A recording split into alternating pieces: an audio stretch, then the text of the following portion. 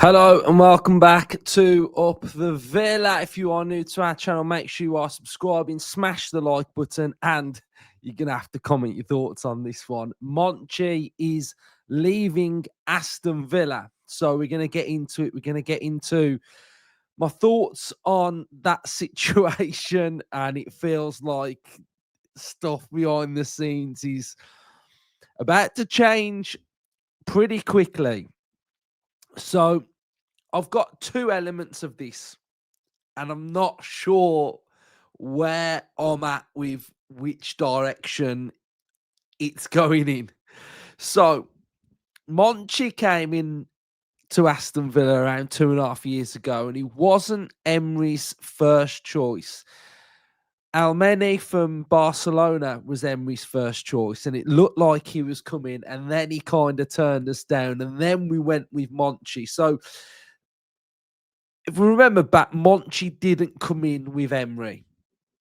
And I'll basically tell you my two situations. It's either Emery and whoever the owners deciding that the window wasn't strong enough, so we've moved away from Monchi, and Emery has given this the blessing, or it's NSWE taking control and realizing a situation of what may be going on behind the scenes, this unrest that we kind of don't know what's going on.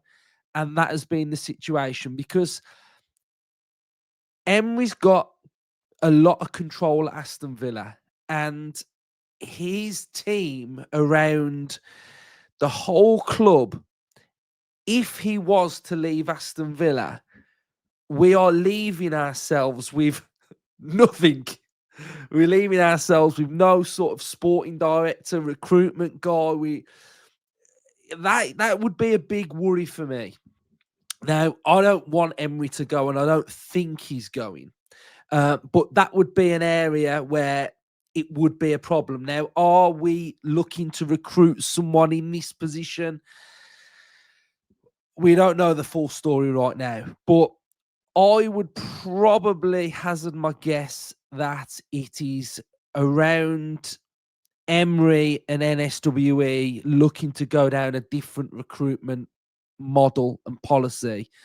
Red flag for me is Emery having real final say on recruitment. And I think from all of the reports that have come out this window and the reports that were saying that targets had been shown to Emery and he chose not to have them, and he went down a direction of him having more final say on them. As much as I really respect Emery's decision making, really, if we've got a successful recruitment team, it should be kind of sometimes no-brainers, the targets that get given to him. And yes, he may have foreseen some parts of this season happening and some sort of struggles, and he wants more of a different profile or an actual name coming into Aston Villa. But I think when you look at the recruitment and you look at probably what we really need is we need younger players. The reports came out last week that Aston Villa have got one of the oldest squads in the Premier League now. That's not good.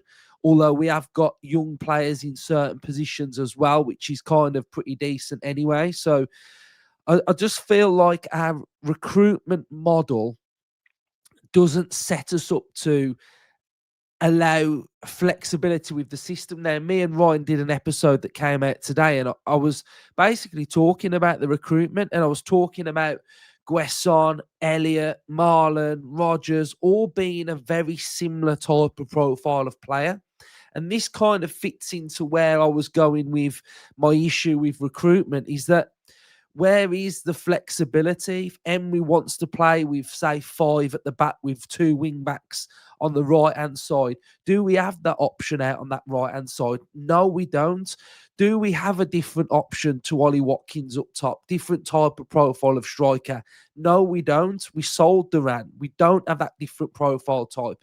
Do we have a different type of low block unlocker that's not a number 10 that wants to invert and he's a winger that inverts? Do we have a vast amount of wingers? So I think the squad has been left with a bit of an unbalance, and that comes down to recruitment. So for me personally, I think whatever the situation of whether it's Emery's decision or NSWE's decision, like the recruitment situation is something that needs to improve. So it's interesting to find out whose actual decision this is, which we don't know at this moment in time anyway.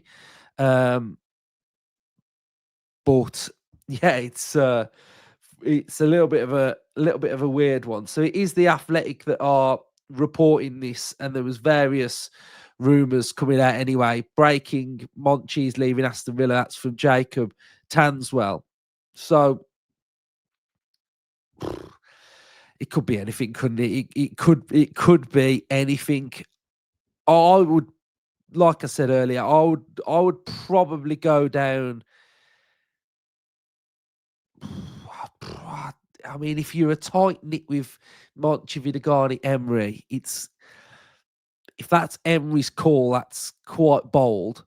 And then we're hearing reports today coming out of behind the scenes of that looked last week to see what the issues were, and they couldn't find. Let me find this quote for you because this was quite interesting as well. So this was from earlier. So Jacob Tanswell as well was reporting internally there is a flatness. Throughout last week, close observers speculated on the cause, but none could find the root issue.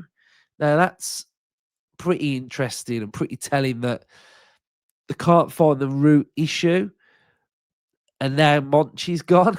So, is this issue around the squad and players looking unhappy and disinterested? Could this be part of Monchi's problem, where we've tried to get rid of players and we haven't been able to get rid of them? That's created a bad vibe. Has Monchi done his job and moved the players on that he wanted to and he hasn't been able to, which has caused loads of unrest? Is there a bad relationship there? Who knows?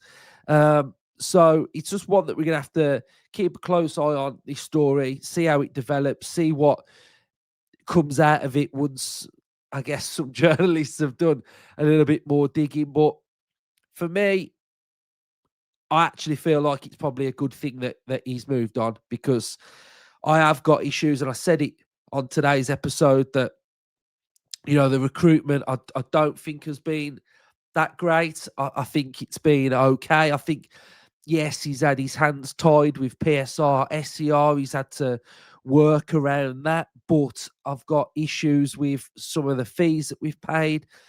For example, Daniel Marlon, 20 million in January, a player that doesn't really play much for Aston Villa. Again, I really like Maatsen, but doesn't play.